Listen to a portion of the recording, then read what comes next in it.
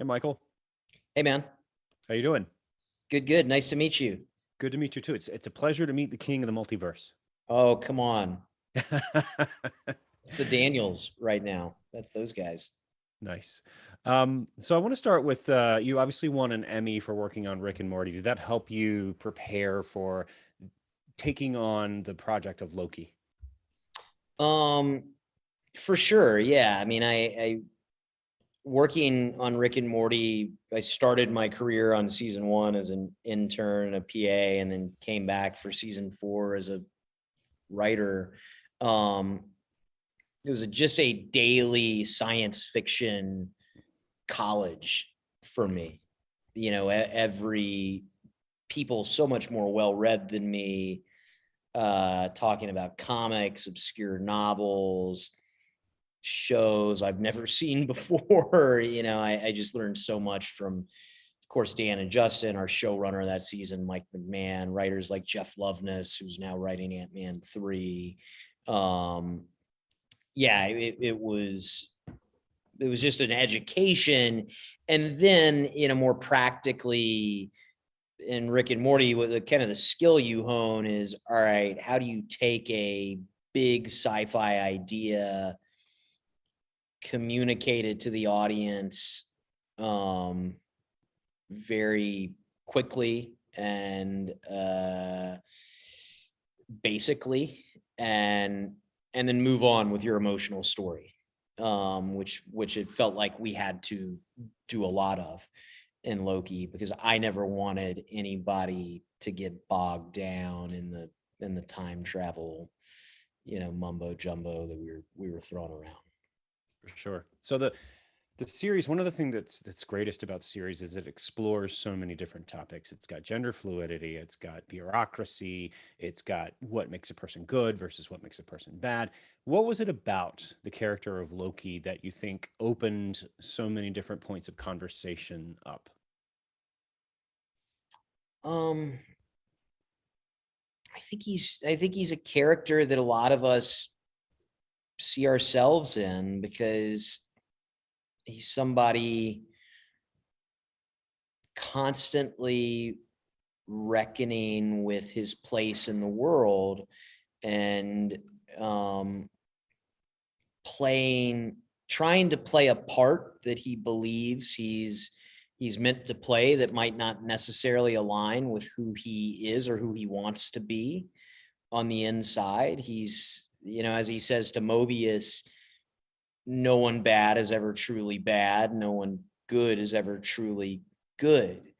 And I think Loki, maybe more uh than many characters we're used to seeing in superhero fiction, really rides that line well, and that, again, that was a gift given to us first and foremost by Tom Hiddleston's performance throughout the films, and the work of Kenneth Branagh, and all the, Alan Taylor, Taika, and the Russos, everybody who'd been a steward of him before us. Talking about Tom, when you sat down and said we're going to do a Loki show, 6 episodes, did he have any ideas, anything that he wanted to bring to explore with the character? Well, I wasn't part of the earliest conversations with Tom, but certainly he was a partner from the beginning. And Tom and I developed a close friendship and creative partnership that continues, and I hope will continue forever. He is so talented, obviously, but more than, he knows this character as well as anybody you'll ever find playing a big blockbuster uh, character. And so I'd written, an early draft of the pilot, and that went to Tom, and he was in LA, and he and I spent several days together just sitting, for what was supposed to be a breakfast or a lunch, but stretched on for hours, having conversations about the character, about philosophy, all sorts of things, getting to know one another, and in doing that, you're getting to know the character and how I guess we want to um, build him and steer him throughout this journey together. Uh, so yeah, it was a partnership all the way through, and I was lucky for it. If nothing else, I'm a guy from the southeastern United States. Every now and then I would miss the mark on a Britishism. Tom would be like, I don't know if Loki would say this. So it was guy, I needed him to keep me honest there. Where are you from? I'm from Atlanta. Okay, I'm from North Carolina, so Oh, there you not too go. far away. Not too Okay, far yeah. away. So talk to me about one thing that's a huge component of Loki is the TVA, the Time Variance Authority, and I think that was something you brought to it, or you wanted to explore within there. Why did you want to explore that concept within this series, and what do you think it brings to the material thematically? Well, again, I guess I'll just reveal the Emperor has no clothes. That was also gifted to me by Marvel. They were the ones who had the idea of dropping Loki into the world of the TVA. And that was the springboard for the show, that I had to pitch on and kind of grow it from there. What was exciting about that to me was the TVA, by the nature of who they are, an organization that has seen all of time again and again and again. They can be very reflective. They can show you exactly who you are, who you've been, who you're meant to be. And I think Loki is a character, when we meet him at the start of our show, resists self-reflection sort of above all else. That's what he fortifies himself against with wit and cunning. And you see in the very first episode, Mobius breaks that down with just patient, forced self-reflection, and that puts Loki on very unsteady footing, which is a really fun place to find your protagonist in. Absolutely. Talk to me a little bit more about that relationship with Mobius and Loki. What were you exploring with that partnership? What do you think Mobius does for Loki as a character? Well, I mean, like I said, I think that there's the forced or encouraged, rather, self-reflection. Mobius in a lot of ways is a great therapist for Loki. He's trying to analyze Loki to better understand how he ticks, so he can, use a self-actualized Loki to help this serial killer Loki variant. But I also think that Mobius has a genuine affection for Loki, and he sees him for what he is, which is somebody who's felt abandoned,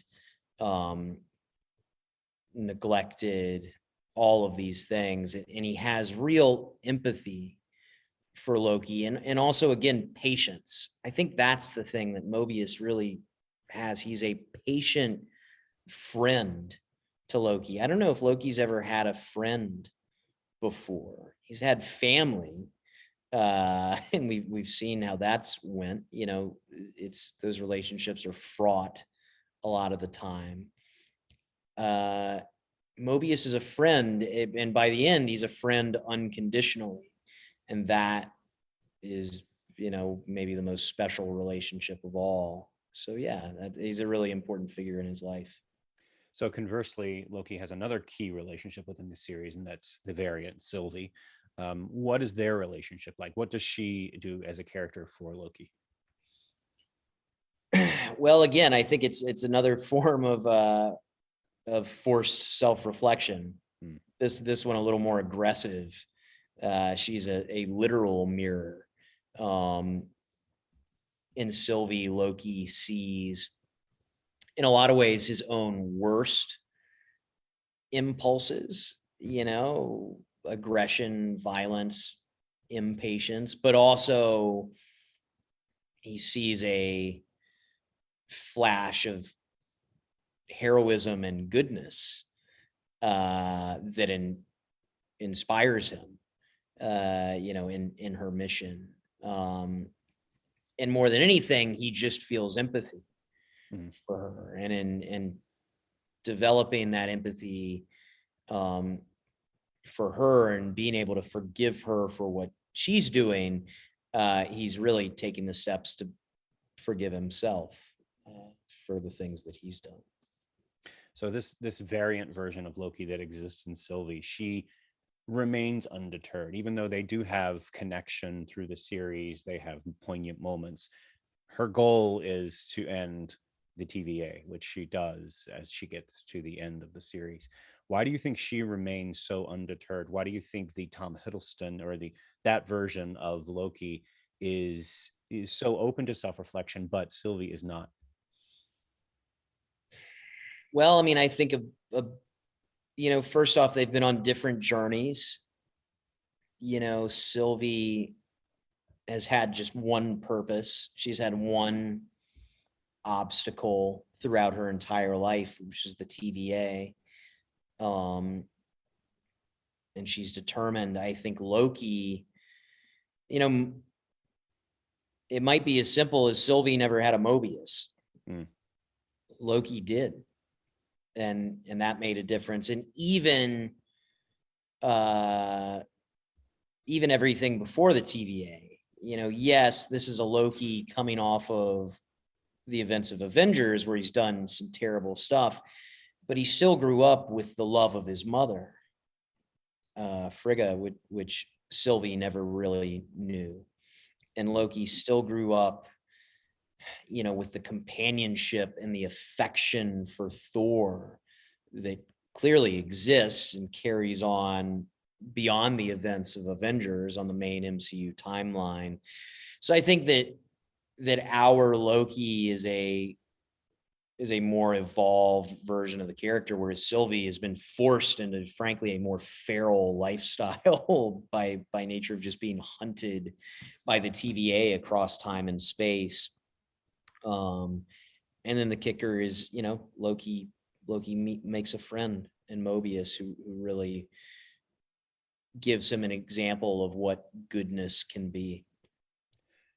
So the end of the series, as I mentioned, Sylvie kicks into actions, things that eventually opens up the multiverse, and Marvel has multiple projects, including Doctor Strange, which is I'm rapidly anticipating in the next couple of weeks. I'm very excited about that. But obviously, the concept of the multiverse is spreading through multiple projects here. Are you at all concerned, or was Marvel at all concerned about opening up that multiverse and sort of reducing the stakes for the audience? And by that, I mean, if someone dies in one universe, you could always just bring them back at any time in a different multiverse. What do you think the multiverse does, ultimately? It's a great question. And certainly that represents a pitfall of, a potential pitfall of all this. Marvel, to those guys' credit, they're never scared of anything. If it feels bold and risky, that's what they want to do. We started writing the Loki show right as Endgame was coming out. And the sense over there was very much, great, we just accomplished something, that we're all very proud of. Now what about the future? And I think that, the multiverse is certainly one facet of the future of the MCU. And as for the stakes question, anytime you expand your reach, you risk diminishing stakes. As the MCU went interstellar with Guardians, and his threats started coming from space, and it suddenly the villains went from earthbound arms dealers to purple aliens. There was a threat that the stakes could be diminished, but I think what the MCU does a great job of is, as long as the emotional core of these stories are the characters, and the human stories at the center that we find relatable, then great. So, doesn't matter where we can go anywhere. That's exciting. And as far as I'm concerned, the multiverse is just another sandbox to play in, and other great stuff to draw from. Talking about those human stories, which I would agree, that's one thing that I think sets Marvel apart from competition. What are some of the human stories that you would like to explore in the second season of Loki?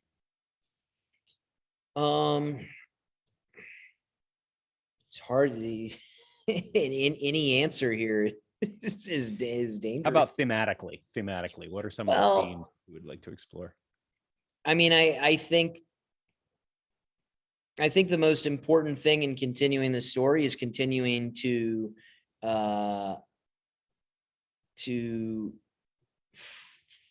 find new ground to cover. That was our goal with season 1. Was this what makes this special? Is we have new ground to cover with this great character. That's what makes it worth doing. And that's, I think that's what's important about a season 2 is finding something new within Loki and within, this great world and cast of characters that we've kind of built around him. How can we push that story forward and never get comfortable? Nice. Well, I'm very much looking forward to that. Very much looking forward to Doctor Strange. So congratulations on this season. Congratulations on Doctor Strange. I'm looking forward to exploring more of Loki with you. Thanks, man. Have a great Take day. care. You too.